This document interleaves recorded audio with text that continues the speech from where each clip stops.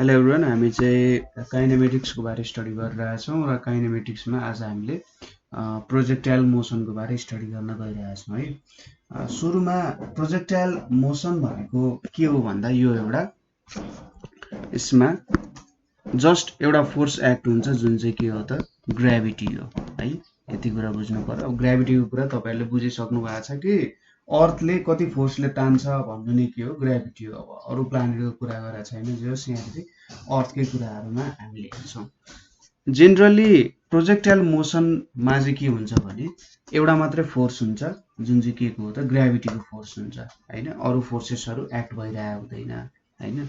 यहाँनिर कुनै पनि बडी जुन चाहिँ हावामा हुन्छ त्यसलाई प्रोजेक्टाइल भनिन्छ। जस्तै कुनै पनि अब्जेक्ट जब तपाईँले हावामा फाल्नुहुन्छ त्यसलाई प्रोजेक्टाइल भनिन्छ। जसरी फाल्नुहोस् त्यो के भयो, एउटा प्रोजेक्टाइल भयो, त्यो एउटा टर्म भयो। त्यसपछि अर्को टर्म आउँछ ट्र्याजेक्टोरी भनेर आउँछ है। ट्र्याजेक्टोरी भनेको चाहिँ के हो भने त्यो प्रोजेक्टाइलले कस्तो खालको पाथ फलो गर्छ हैन, कस्तो खालको पाथमा चाहिँ अगाडि बढ्छ भन्ने चाहिँ के हो त ट्र्याजेक्टोरी हो। जस्तै अब उसले जुनै जस्तै पाथ फलो गरोस्, स्ट्रेट लाइन फलो गरोस्, कुनै एउटा कर्ड पाथ फलो गरोस्, जुनै पाथ फलो गरे पनि त्यसलाई के भन्छ त ट्र्याजेक्टोरी भनेर भन्छ है। र त्यो मोसनलाई चाहिँ प्रोजेक्टाइल मोसन भनेर भनिन्छ। जेनरली यहाँनिर दुईटा कुराहरू हामीले एकदम इम्पोर्टेन्ट छ बुझ्नुपर्ने। जस्तै जब ग्राभिटी एक्ट हुन्छ त्यो चाहिँ जहिले पनि डाउनवर्ड एक्ट हुन्छ, ठिक छ। ग्राभिटी भनेको जहिले पनि डाउनवर्ड एक्ट हुन्छ। ग्राभिटी भनेको एक प्रकारको के हो, फोर्स हो हैन। फोर्स भइसकेपछि फोर्स हुनुको मतलब त्यहाँनिर के हुन्छ, एउटा एक्सेलरेसन हुन्छ है। र फोर्स डाउनवर्डतिर मात्रै छ भने एक्सेलरेसन पनि के हुन्छ त डाउनवर्डतिर मात्रै हुन्छ हैन। त्यही भएर एक्सेलरेसन एउटा डाउनवर्डतिर हुन्छ। यो ग्राभिटीको कारण हुने एक्सेलरेसन। तपाईँले कहिले पनि कुनै पनि अब्जेक्टलाई माथिबाट तल खसाल्दा त्यो अब्जेक्ट यता साइडवेज यसरी नाचिरहेको देख्नु त हुँदैन। यो अब्जेक्ट यसरी तल खसिरहेको छ, यता नाच्ने हैन, घुम्दै घुम्दै फेरि यहाँनिर आउने त काम गर्दैन नि। यो सिधै के गर्छ त यता तलतिरकै पोजिसनमा झर्ने काम गर्छ हैन। यो एउटा कुरा भयो। फोर्स अफ ग्राभिटी जहिले पनि तलतिर एक्ट भइरहेको हुन्छ। अर्को आउँछ होरिजेन्टल मोसन। यहाँनिर एउटा प्रोजेक्टाइल मोसनमा चाहिँ एउटा भर्टिकल मोसन र एउटा होरिजेन्टल मोसनको एउटा कम्बिनेसन जस्तो हुन्छ हैन। दुईटा चाहिँ कम्बाइन भएर एउटा नयाँ खालको मोसन दिए जस्तो हुन्छ। होरिजेन्टल मोसन भनिसकेपछि एउटा स्ट्रेट लाइनमा हुने मोसन हैन। हामीले स्ट्रेट लाइनमा हुने युनिफर्मली एक्सेलरेसन हुने अथवा एक्सेलरेसन जिरो हुने नै सपोज गरौँ, that would be better for projectile motion हैन। हो त्यो एउटा युनिफर्म भेलोसिटीले अगाडि हिँडिरहेको छ, एउटा स्ट्रेट लाइनमा हिँडिरहेको छ भने त्यो एउटा होरिजेन्टल मोसन हुन जान्छ। त्यसलाई के भन्छ त होरिजेन्टल मोसन भनेर भन्छ। प्रोजेक्टाइल मोसनमा चाहिँ के हुन्छ, एउटा vertical motion plus horizontal motion हुन्छ। यो दुईटा मोसनहरूको एउटा कम्बिनेसन हुन्छ। तर बुझ्नुपर्ने कुरा के हो भने they are independent of each other. एउटाले अर्कोलाई केही पनि असर गर्दैन। होरिजेन्टल मोसनले भर्टिकल मोसनलाई केही पनि असर गर्दैन र भर्टिकल मोसनले होरिजेन्टललाई केही पनि गर्दैन, होरिजेन्टलले भर्टिकललाई पनि गर्दैन। ग्राभिटीले तलतिर तानिरहेको हुन्छ, अगाडि बढिरहेको त्यही अब्जेक्टको जुन होरिजेन्टल मोसन हुन्छ त्यो मोसनमा केही पनि असर गर्दैन। त्यसैगरी जुन एउटा होरिजेन्टल मोसन हुन्छ त्यसलाई भर्टिकल मोसनले केही पनि असर गरिरहेको हुँदैन। अथवा अर्को तरिकाले भन्दा यो दुईटा भेक्टरहरू एकअर्कासँग परपेन्डिकुलर हुन्छ। एउटा दक्षिण गइरहेछ, एउटा पूर्वतिर गए जस्तो हैन, एकअर्कालाई केही पनि असर गर्दैन तिनीहरूले। जो 90 डिग्रीमा भइसकेपछि तिनीहरू एकअर्कासँग इन्डिपेन्डेन्ट हुन्छन्। तिनीहरूको सर्टेन त्यस्तो केही पनि रिलेसन हुन्छ भन्ने अथवा एकअर्कालाई असर गर्छ भन्ने कुराहरू चाहिँ त्यहाँनिर हुँदैन। र अब सपोज गरौँ यहाँनिर सबसे सिम्पल एक्जाम्पल भनेको सपोज यहाँनिर एउटा बल छ है। यहाँनिर एउटा बल छ मसँग। यो बल चाहिँ के भइरहेछ त तलतिर खसाएँ मैले। यसरी तलतिर खस्दै खस्दै खस्दै जान्छ। यसमा केही पनि होरिजेन्टल मोसन छैन हैन। यसरी तलतिर खस्छ। तलतिर खस्दै जाँदाखेरि के हुन्छ, यसको भेलोसिटी त इन्क्रिज हुँदै जान्छ नि हैन। चेन्ज इन भेलोसिटी इन्क्रिज हुँदै जान्छ भन्ने कुरा हो।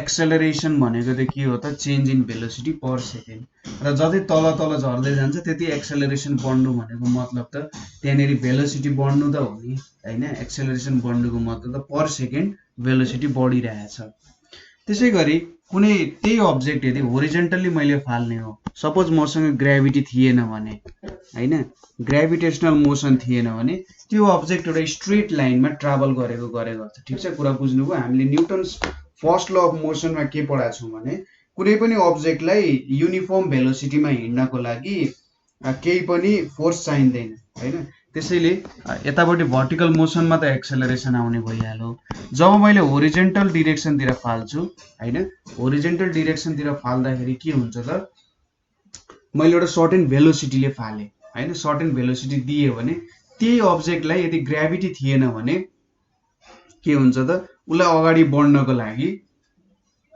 केही पनि फोर्स चाहिँदैन हैन यति कुरा बुझियो एउटा भर्टिकल मोसन हुन सक्यो एउटा होरिजेन्टल मोसन हुन सक्यो सपोज अब के गरौँ भन्दाखेरि ग्रेभिटी अन गरौँ हैन यति बेला ग्रेभिटी मैले स्विच अफ गर्दा त जब होरिजेन्टल मोसन हुन्थ्यो त्यति बेला मैले ग्रेभिटी सपोज स्विच अफ गर्दा थिए अरे अब उ त अगाडि मात्रै बढ्ने भयो हैन सपोज गर्नुस् एउटा स्ट्रेट पाथमा एउटा गाडी हिडिरहेछ भने उलाई ग्रेभिटेसनल फोर्सले तलतिर तानेर उसको मोसनलाई त इफेक्ट गरेर आउँदैन सुइया अगाडि बढिरहेको हुन्छ यसपछि मैले के गर्दिए ग्रेभिटी अन गर्दिए रे ग्रेभिटी अन गर्दिएपछि यहाँनेरि के भयो त भन्दा यो अब्जेक्ट यस्तो खालको मोसन देखाउन थाल्यो अब हेर्नु यो चाहिँ मैले पर सेकेन्डको मोसन देखाइरहेको छु यहाँनेरि यतानेरि पुग्यो यहाँनेरि पुग्यो त्यसै गरी यहाँनेरि यसरी पुग्दै जान्छ किन यस्तो भयो त भन्दा त्यो अब्जेक्टको एउटा होरिजेन्टल मोसन छ होरिजेन्टल मोसन भइसकेपछि त्यो अब्जेक्ट अगाडि हिड्नु पनि पर्यो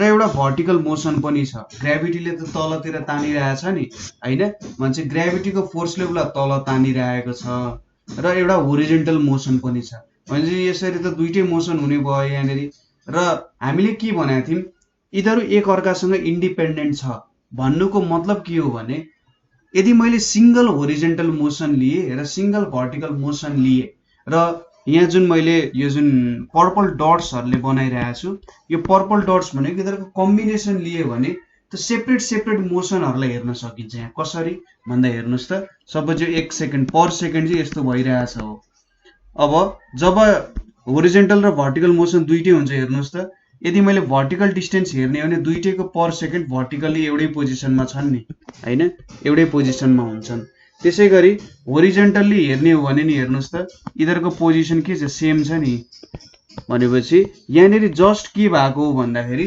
कम्बिनेसन मात्रै भएको हो मोसनको यसरी मोसनको कम्बिनेसन हुँदै यहाँनेरि एउटा सर्टेन प्रोजेक्टाइलको मोसन अर्कै खालको पाथमा हिडे जस्तो देखिन्छ तर भएको के हो भन्दा त्यहाँनेरि चाहिँ होरिजेन्टल मोसन र भर्टिकल मोसन दुईटै कम्बाइन भएर एकैचोटी यिनीहरुको इफेक्ट देखेको मात्रै हो नभए यदि होरिजेन्टल मोसन लिने भने होरिजेन्टल मोसनको मात्रै आउँथ्यो हैन भर्टिकल आउने भने भर्टिकलको मात्रै आउँथ्यो तपाईले जस्ट के सपोज गर्न सक्नुहुन्छ भने सिम्पल तरिकाले मैले यतापट्टि होरिजेन्टल यतापट्टि भर्टिकल बनाएको छु नि ठ्याक्कै यिनीहरुको पोइन्ट्सहरु कहाँ एउटा यो पोइन्ट भयो यिनीहरु दुईटाको पोइन्ट्सहरु भनेको ठ्याक्कै यहाँनेरि भयो यो दुईटाको पोइन्ट्सहरु यहाँनेरि भयो यो पर सेकेन्डको कुरा गरिरहेको छौं हामीले यहाँनेरि भयो नि यो एउटा के हुन गयो त प्रोजेक्टाइल मोसन हुन गयो यसरी एउटा प्रोजेक्टाइल मोसनलाई चाहिँ देखाउन सकिन्छ हैन यिनीहरु भर्टिकल मोसन र होरिजेन्टल मोसन एकअर्काको इन्डिपेन्डेन्ट हुन्छन् र यहाँनेरि एउटा मात्रै फोर्स हुन्छ ग्रेभिटेसनल फोर्स एक्ट भइरहेको हुन्छ र होरिजेन्टल भेलोसिटी त त्यहाँनेरि जहिले पनि इक्वली हुन्छ यहाँनेरि हामीले एउटा कुरा के कन्सिडरेसनमा ल्याएको छैन भने एयर रेजिस्टेन्सको कुरा हैन एयर रेजिस्टेन्सले त इफेक्ट गरिरहेको हुन्छ जस्तै यो प्रोजेक्टाइल मोसन कहाँनेरि काम आउँछ भन्दा तोप फाल्न हैन अर्को ठाउँमा तोप फाल्नु पर्यो भने कसरी हान्नु त भन्दाखेरि त्यहाँनेरि प्रोजेक्टाइल मोसन चाहिन्छ त्यति बेला त एयर रेजिस्टेन्स पनि एक्ट भइरहेको हुन्छ हैन हामीले चन्द्रमा तोप फाल्ने काम गर्दैनौं यो अर्को देशमा फाल्ने हो त्यही भएर त्यहाँनेरि एयर रेजिस्टेन्सको काम आइरहेको हुन्छ तर जेनरली हामीले यहाँनेरि प्रोजेक्टाइल मोसनको कुरा गर्दाखेरि एयर रेजिस्टेन्सको कुराहरु गर्दैनौं किनभने एयर रेजिस्टेन्स आइसकेपछि धेरैवटा टर्मिनोलोजिजहरु हामीले एक्स्ट्रा डिफाइन गर्नुपर्ने हुन्छ हैन त्यहाँनेरि ड्र्यागहरुको कुराहरु आउँछ एयर ड्र्यागहरुको कुरा आउँछ कसरी के काम गर्छ हैन त्यहाँनेरि हामीले अब एउटा फ्लुइड मेकानिक्सको थोरै स्टडी गर्नु पर्यो, हावाको बारेमा मात्रै स्टडी गर्नु त मन लाग्दैन होला। त्यसलाई पानीमा हाल्यो भने, त्यसलाई अरू कुनै डेन्स मिडियममा हाल्यो भने कस्तो होला त भन्ने कुराहरू आउन सक्छ। त्यसैले यहाँनिर विदाउट एनी रेजिस्टेन्सको कुरा हामी गर्न गइरहेछौँ है। अब अर्को कुरा के छ भने सपोज मैले जुन पोइन्टबाट प्रोजेक्ट गर्छु नि, सपोज गरौँ यसरी बने यहाँ एउटा ग्राफ जस्तो।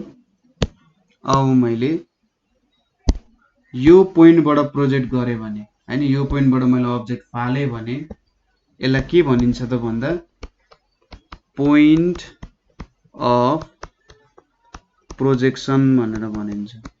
ठिक छ, यसलाई के भनिन्छ पोइन्ट अफ प्रोजेक्सन भनेर भनिन्छ। त्यसै गरी यहाँनिर एउटा सर्टेन एंगलले फालिन्छ होला। सपोज यसरी तानियो भने एउटा सर्टेन एंगल थीटा हो नि, यसलाई के भनिन्छ त एंगल अफ प्रोजेक्सन भनेर भनिन्छ। ठीक छ, के भनिन्छ एंगल अफ प्रोजेक्सन भनेर भनिन्छ हैन। पोइन्ट अफ प्रोजेक्सन र एंगल अफ प्रोजेक्सन भन्ने कुरा भयो।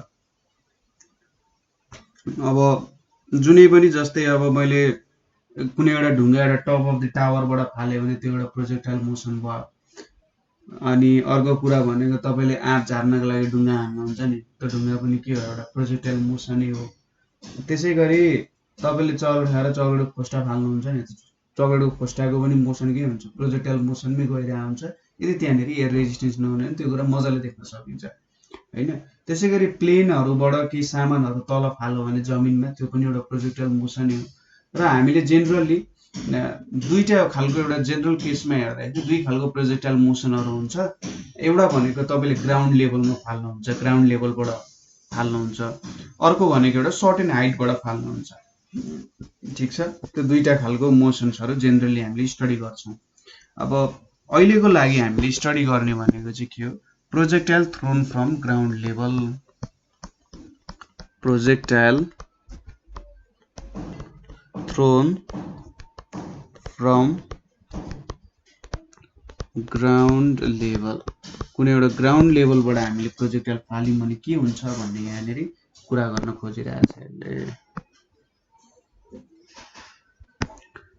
सपोज गरौँ यतापट्टि यो हाम्रो एक्स एक्सिस भयो, यतापट्टि वाई एक्सिस भयो।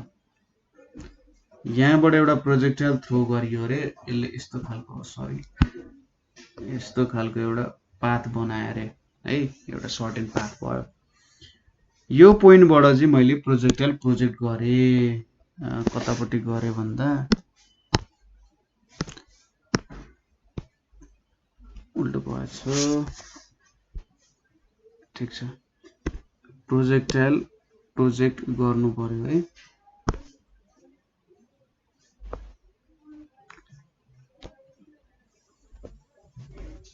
सपोज लु यतैपट्टि गरे, यहाँनिर हल्का देखिएन है, ल यतापट्टि जस्तो भयो। ल यतापट्टि मैले एउटा प्रोजेक्टाइल प्रोजेक्ट गरे। अब यो एउटा सर्टेन एंगल छ, मैले यसलाई अल्फा भनेर माने।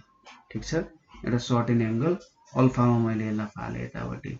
अब कसरी यहाँनिर के हुन्छ होला त भन्दा सपोज मैले प्रोजेक्टाइल त फाले, अब यसको मोसनको बारे स्टडी गर्नुपर्ने हुन्छ हामीले। यहाँनिर अब टर्मिनोलोजिजहरु हामी बिस्तारै पढ्दै पढ्दै यो मोसन कस्तो खालको हो भनेर स्टडी गर्दै जान्छौं है। सुरुमा यो कस्तो खालको मोसन हो, यसले कस्तो खालको पाथ बनाउँछ भन्ने कुरा स्टडी गर्न जरुरी छ। जस्तै हामीले के भनेको थियौं, यहाँनिर भर्टिकल एक्सेलरेसन मात्रै हुन्छ। के हुन्छ, भर्टिकल एक्सेलरेसन हुन्छ, तर नो होरिजन्टल एक्सेलरेसन। ठीक छ, यसलाई होरिजन्टल भन्यो, होरिजन्टल एक्सेलरेसन केही पनि हुँदैन। यहाँनिर भर्टिकल एक्सेलरेसन मात्रै हुन्छ, होरिजन्टल एक्सेलरेसन हुन सक्दैन। भनेपछि यहाँनिर मैले फर्मुला लगाए। सपोज होरिजन्टल मोसनको लागि मैले हेर्न खोजे यहाँनिर है, होरिजन्टल र होरिजन्टल मोसनको लागि हेरौँ। होरिजन्टल मोसन यहाँनिर टक्क मैले यतापट्टि ड्र गरे, एउटा यतापट्टि ड्र गरे। अब सपोज यसको भेलोसिटी चाहिँ u छ अरे हैन, इनिशियल भेलोसिटी u छ भने यसको होरिजन्टल भेलोसिटी भनेको u cos अल्फा हुन्छ। यो भ्यालु भनेको त u cos अल्फा हुन्छ, अभियस कुरा हो। र यतापट्टि आउने भ्यालु भनेको चाहिँ u sin अल्फा भनेर आउँछ। यो भयो हाम्रो भर्टिकल भेलोसिटी, यो भयो हाम्रो होरिजेन्टल भेलोसिटी हैन। भने चाहिँ होरिजेन्टल मोसन अनुसार, होरिजेन्टल मोसन त कहिले पनि चेन्ज हुँदैन भनेको छौं हामीले। भनेपछि सपोज x ले चाहिँ यसको डिस्टेन्स यसरी निकालौं, भेलोसिटी इज इक्वल्स टु के हुन्छ, distance travelled by time taken हुन्छ हैन।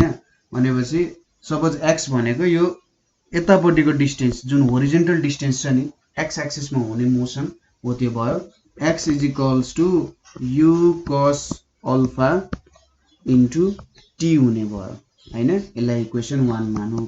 कुरा बुझ्नु भयो। होरिजेन्टल मोसन छ, यहाँनेरि केही पनि एक्सेलरेसन हुँदैन किनभने होरिजेन्टल डाइरेक्सनमा हामीले एउटा सर्टेन भेलोसिटीले मात्र हिँड्छ भनेको छौं।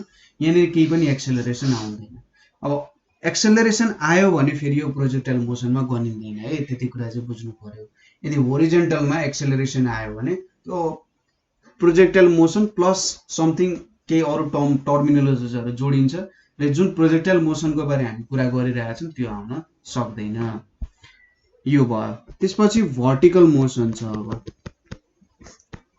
भर्टिकल मोसनको लागि के गर्न सकिन्छ भन्दा, सपोज भर्टिकल डिस्टेन्स भनेको y सँग रिलेटेड छ भने y इज इक्वल्स टु मैले uyt माइनस हाफ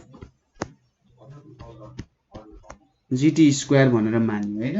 अब मैले माइनस हाफ gt स्क्वायर किन माने, यहाँनेरि uy भनेको भर्टिकल तिर हुने भेलोसिटी, भर्टिकल तिर हुने भेलोसिटीलाई uy मान्यो। माइनस हाफ मान्नुको मतलब चाहिँ जब कुनै अब्जेक्ट यसरी माथि जान्छ नि, माथि जाँदाखेरि के हुन्छ, उसले वर्क एगेन्स्ट ग्राभिटी गरिरहेको हुन्छ, ग्राभिटीको अगेन्स्टमा काम गरिरहेको हुन्छ नि त। त्यसैले ग्राभिटी त हुनुपर्ने तलतिर हो, तर हाम्रो बडी माथितिर गइरहेको छ, एक्सेलरेसन माथितिरको देखाउने भयो, त्यही भएर माइनस सी।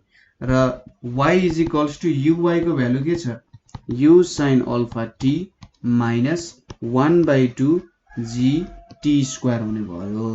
ठीक छ।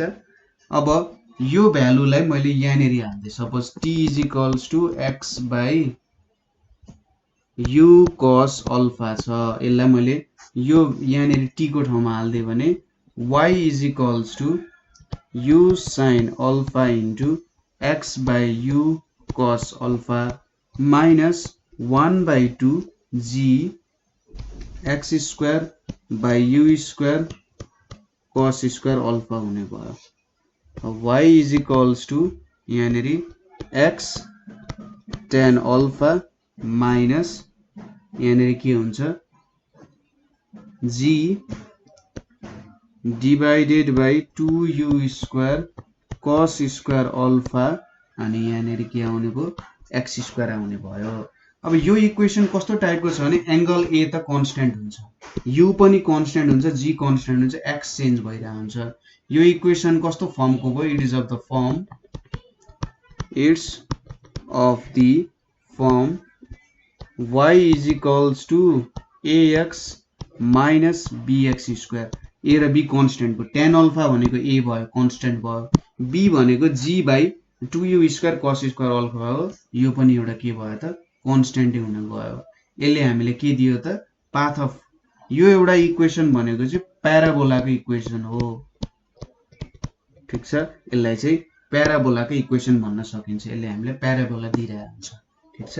र यसरी चाहिँ हामीले के प्रुभ गर्यौं भन्दा, जुन प्रोजेक्टाइल मोसन हुन्छ कति बेला हामीले ग्राउन्ड लेभलबाट फाल्दाखेरि यो प्रोजेक्टाइल मोसनले चाहिँ एउटा प्याराबोलिक पाथ डेभलप गर्दो रहेछ भन्ने कुरा बुझ्नु पर्यो। ठीक छ। एउटा प्याराबोलिक बाटोमा यो अगाडि बढ्ने रहेछ। त्यसपछि हामीले भेट्नु पर्ने कुराहरू भनेको चाहिँ अब प्रोजेक्टाइल मोसनमा युज हुने विभिन्न टर्म्सहरू, टर्मिनोलोजिजहरुसँग डिल गर्नुपर्ने हुन्छ। सो सुरुमा हामीले हेर्ने टर्म भनेको चाहिँ के हो त, टाइम अफ फ्लाइट भन्ने कुरा हो। के रहेछ त, time of flight. Time of flight भनेको चाहिँ के भन्न खोजेको भन्दा, प्रोजेक्टाइल आफ्नो स्टार्टिङ पोइन्ट देखि एन्डिङ पोइन्ट सम्ममा पुग्दाखेरि हैन, स्टार्टिङ पोइन्ट देखि एन्डिङ पोइन्ट सम्ममा कहाँ पुग्यो भन्नु के हो त, टाइम अफ फ्लाइट भन्नु हो। ठीक छ। कहाँ पुग्यो अथवा हावामा कति समयसम्म रह्यो भन्ने कुरा चाहिँ टाइम अफ फ्लाइट हो। ठीक छ। कति समय चाहिँ हावामा रह्यो भन्ने कुरा नै टाइम अफ फ्लाइट हो।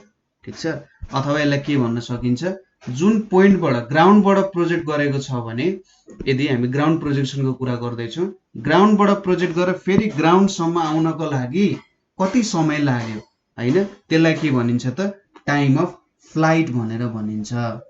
ठिक छ, अब सुरुमा हामीले यसको लागि एउटा भर्टिकल मोसनलाई सपोज गरौँ हैन। भर्टिकल मोसनलाई सपोज गर्दाखेरि के छ त हाम्रो भ्यालु, हामीलाई y is equals to uy_t minus half gt square भनेर छ।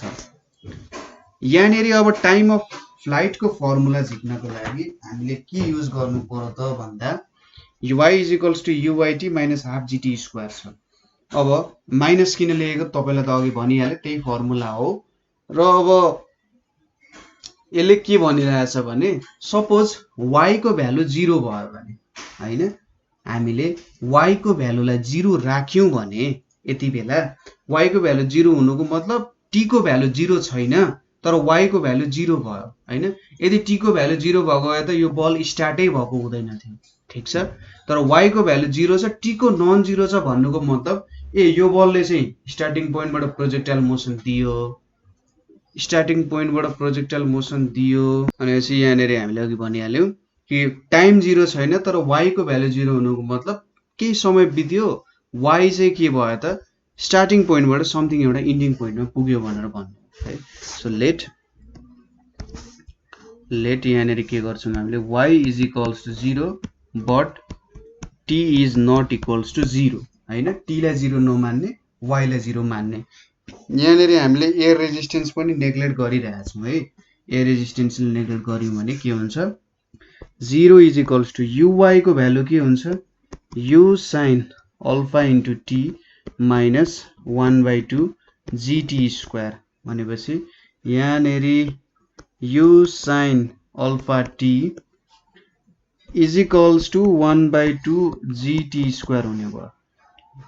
यो क्यान्सल हुने भयो भनेपछि t को भ्यालु के हुने रहेछ त 2u sin alpha by g भनेको चाहिँ यसले हामीले के दिने रहेछ टाइम अफ फ्लाइट दिने रहेछ। ठीक छ, टाइम अफ फ्लाइटमा हामीले किन होरिजेन्टल मोसनको कुरा गरिनु त हैन भन्दाखेरि होरिजेन्टल मोसन यहाँनिर नआउनुको कारण अरे यार होरिजेन्टल मोसन भनेको त सिधा मात्रै हिँड्छ नि त, उनले त कति माथि गयो भन्ने कुरा डिपेन्ड गर्दैन। हावामा रहनु भनेको त के हो, ग्राउन्ड लेभलदेखि हावामा हुनु भनेको यो पोइन्टदेखि हावामा हुनु भनेको एउटा सर्टेन टाइमसम्म यसरी माथि जानु जस्तो अथवा यसरी तल हाइट घटे नि मतलब भएन। होरिजेन्टल मोसनले त यतापट्टिको मोसन मात्रै हेर्छ नि त, उसले त हाइट कति माथि पुग्यो हाइट कति तल आयो भन्ने कुराहरू हेर्दैन। त्यही भएर भर्टिकल मोसन अनुसार हामीले टाइम अफ फ्लाइटलाई चाहिँ डिफाइन गर्नुपर्ने हुन्छ। ठिक छ, भर्टिकल मोसन अनुसार हामीले टाइम अफ फ्लाइटलाई डिफाइन गर्नुपर्ने हुन्छ। त्यसपछि आउँछ horizontal motion, sorry horizontal motion भन्नाले चाहिँ होरिजेन्टल रेन्ज, होरिजेन्टल रेन्जको कुराहरू आउँछ। अब के हो त होरिजेन्टल रेन्ज भनेको मतलब टोटल होरिजेन्टल डिस्टेन्स कति ट्राभल गर्यो। ठिक छ, यो पोइन्टदेखि यो पोइन्टसम्म स्टार्टिङ पोइन्टदेखि एन्डिङ पोइन्टसम्म कति होरिजेन्टल डिस्टेन्स ट्राभल गर्यो भन्नु नै होरिजेन्टल रेन्ज हो। यो आर ले चाहिँ कति होरिजेन्टल डिस्टेन्स ट्राभल गर्यो हुन्छ, मैले डेफिनेसन लेख्दिरहेको छैन यहाँनिर। ठिक छ, कति होरिजेन्टल डिस्टेन्स ट्राभल गर्यो भन्ने कुरा हो। अब यसको लागि त हामीसँग फर्मुला निकाल्न सकिन्छ। जस्तै सुरुमा हामीले होरिजेन्टल मोसनको बारेमा सोच्यौं भने के हुन्छ, यहाँनिर x is equals to u cos alpha into t हुन्छ। u cos अल्फाले होरिजेन्टल भेलोसिटी दिन्छ, t भनेको टाइम भयो। अब यो t भन्ने टाइम कुन लिने त हामीले, यहाँनिर कुन टाइम लिँदाखेरि ठिक होला भन्दाखेरि हामीले टाइम अफ फ्लाइटको कुरा गर्छौं। किन हामीले टाइम अफ फ्लाइटको कुरा गर्छौं त भन्दा किनभने जति समय ऊ हावामा रहन्छ नि त्यति नै समय के हुन्छ त अगाडि बढिरहेको हुन्छ ऊ। मैले भन्न खोजेको कुरा बुझ्नुभयो कि नै। जस्तै सपोज एउटा बल यो पोइन्टदेखि यो पोइन्टसम्म आउनु पर्यो, यो पोइन्टदेखि यो पोइन्टसम्म आउनको लागि के गर्यौं हामीले अघि भर्खरै टाइम अफ फ्लाइट क्याल्कुलेट गर्यौं। यति टाइम चाहिँ यो हावामा रहने रहेछ। जब यो बल इनिशियल पोइन्टदेखि यो फाइनल पोइन्टसम्म पुग्छ पुगिसकेपछि त यसमा केही पनि मोसन हुँदैन, न होरिजेन्टल मोसन हुन्छ न भर्टिकल मोसन हुन्छ। तर यो इनिशियल पोइन्टदेखि फाइनल पोइन्टसम्म पुग्दासम्म यसमा त के हुन्छ, बोथ एउटा होरिजेन्टल मोसन र भर्टिकल मोसन पनि हुन्छ। ठिक छ, त्यही भएर हामीले टाइम अफ फ्लाइट क्याल्कुलेट गर्छौँ, किनभने जति टाइम त्यो बल हावामा रहन्छ नि, अथवा त्यो बल एउटा ग्राउन्ड पोइन्टदेखि अर्को ग्राउन्ड पोइन्टसम्म पुग्दैन, त्यति बेलासम्म उसमा बोथ होरिजेन्टल र भर्टिकल मोसन भइरहेको हुन्छ।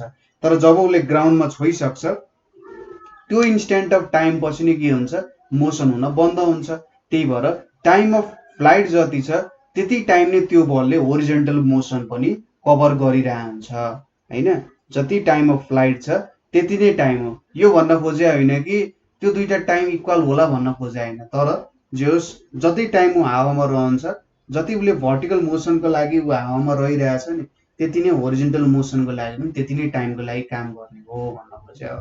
त्यसैले यो टी को भ्यालु हामीले टाइम अफ फ्लाइट अनुसार लेख्छौँ। यो एक्स लाई मैले होरिजेन्टल रेन्ज लेख्छु कति बेला भन्दा टी को भ्यालु चाहिँ हाम्रो 2u sin अल्फा बाई जी हुँदाखेरि मात्रै लेख्छु है, नभए मैले यतिकै डाइरेक्टली लेख्न पाउँदिनँ।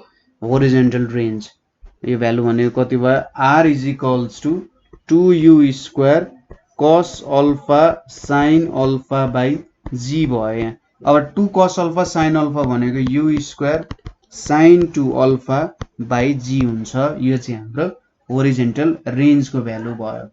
ठिक छ, के भयो त, होरिजेन्टल रेन्जको भ्यालु भयो। अब कुनै पनि बेला हामीले म्याक्सिमम होरिजेन्टल रेन्ज भनेको सपोज म्याक्सिमम डिस्टेन्स कति ट्राभल गर्छ भनेर हामीले भेट्नु पर्ने छ। ठिक छ, कुरा बुझिराख्नु भएको छ। म्याक्सिमम डिस्टेन्स कति बेला ट्राभल गर्ला, सपोज मेरो यु को भ्यालु कन्स्टेन्ट, जी त त्यसै कन्स्टेन्ट भइहाल्यो, मैले एउटा सर्टेन भेलोसिटी लिए, कन्स्टेन्ट भएर त्यो भेलोसिटी भने कति बेला चाहिँ म्याक्सिमम आउला त भन्दा जति बेला sin 2 अल्फाको भ्यालु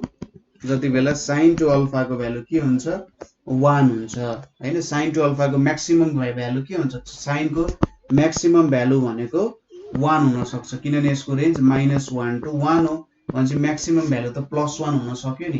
त्यही भएर sin 2 अल्फाको भ्यालु 1 भनेपछि sin 2 alpha is equals to मैले यसलाई sin 90 डिग्री लेख्न सक्छु।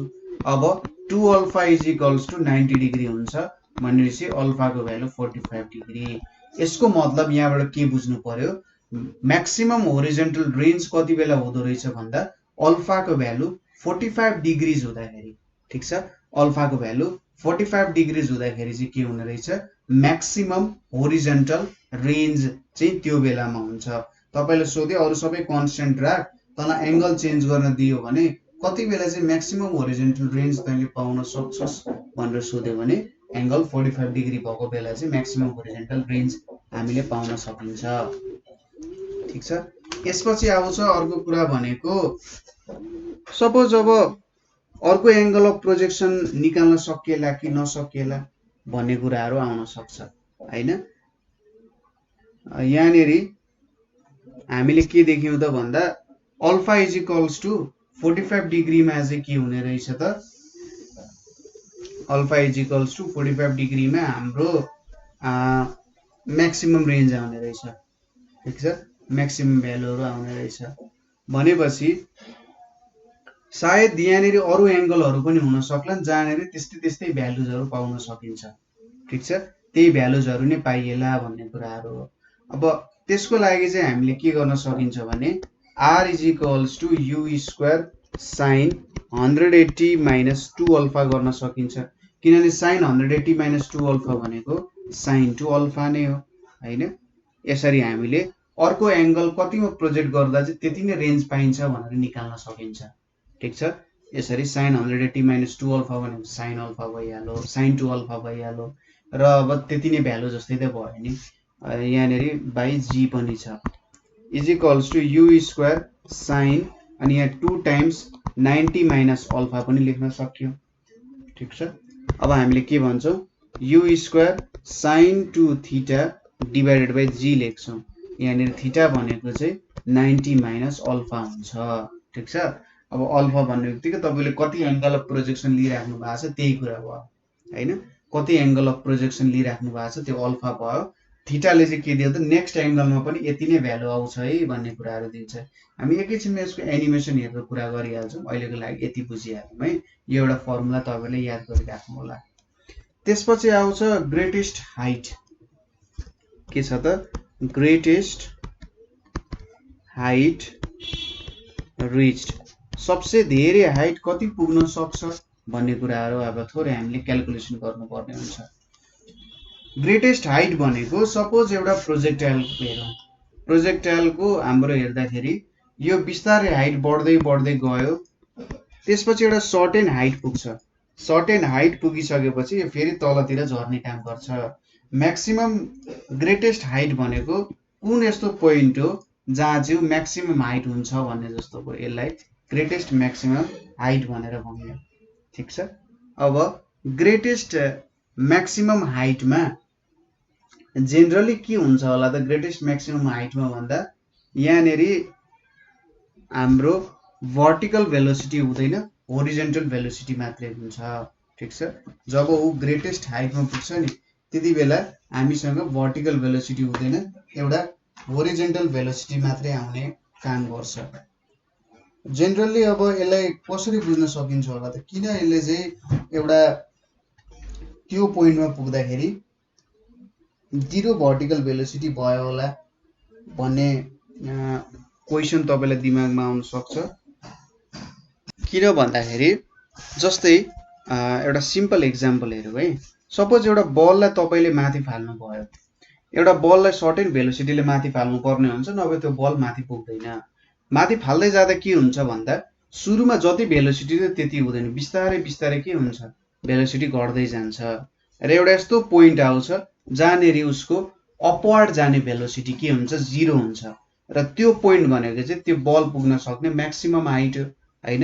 किनभने अर्थले उसलाई तलतिर तानिरहेको हुन्छ हैन र बिस्तारै उसको भेलोसिटी के हुन्छ डिक्रिज हुँदै जान्छ। यहाँ पनि त्यही केस हुने हो। यसरी माथि जाँदै गर्दा सपोज यहाँनेरि यसरी माथि जाँदै गर्दा होरिजेन्टल भेलोसिटीमा केही चेन्ज आउँदैन, तर भर्टिकल भेलोसिटी के हुन्छ घट्दै घट्दै जान्छ हैन। भर्टिकल भेलोसिटी बिस्तारै घट्दै घट्दै जान्छ, होरिजेन्टल भेलोसिटी जस्तोको त्यस्तै रहन्छ। र म्याक्सिमम हाइट जसरी एउटा बललाई माथि फाल्दाखेरि एउटा सर्टेन हाइटमा पुगेपछि त्यो बल त्योभन्दा माथि जाँदैन। यहाँ पनि त त्यही केस हो। हामीले पहिलेदेखि नै भन्दै आएको छौँ vertical motion plus horizontal motion. अब यहाँनेरि हामीले कन्सिडर गर्नुपर्ने त होरिजेन्टल मोसन हो म्याक्सिमम हाइटको लागि हैन। त्यही भएर जब बल माथि फालिन्छ त्यो बेलामा भेलोसिटी बिस्तारै डिक्रिज हुँदै जान्छ। डिक्रिज हुँदै गएपछि अन्तिम एउटा यस्तो पोइन्ट आउँछ जहाँनेरि यसको भर्टिकल भेलोसिटी चाहिँ जीरो भइदिन्छ, तर होरिजेन्टल भेलोसिटी जीरो हुँदैन। अर्को कुरा यसको भर्टिकल एक्सेलरेसन पनि जीरो हुँदैन। ग्राभिटीले त उसलाई तलतिर तानि नै राखेको हुन्छ है। हो त्यही भएर त्यो पोइन्ट जहाँनेरि चाहिँ यसको भर्टिकल भेलोसिटी ठ्याक्कै जीरो हुन्छ नि त्यो पोइन्ट भनेको म्याक्सिमम हाइट हुन्छ हैन। कुरा बुझ्यौँ होला हामीले। सो ग्रेटेस्ट हाइट रिच्डको लागि हामीले के फर्मुला युज गर्यौं भन्दा vy² = uy² minus 2gh 2gh भन्ने फर्मुला युज गर्यौं अरे 2gh। ल when vy = 0 के हुन्छ त h = h हुन्छ। यसलाई क्यापिटल h ले डिनोट गरौँ। ग्रेटेस्ट हाइट रिच्ड हुन्छ। अनि 0 = uy² भनेको के हुन्छ u² sin² अल्फा भयो माइनस 2gh भयो।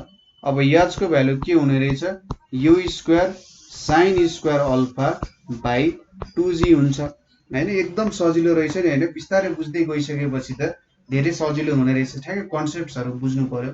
जस्तै टाइम अफ फ्लाइट भनेको के रहेछ त टाइम अफ फ्लाइट भनेको म्याक्सिमम टाइम एयरमा कति रहन्छ। त्यसको लागि हामीले के सपोज गर्यौं t 0 हुँदैन y को भ्यालु 0 हुन्छ भनेर मान्यौं।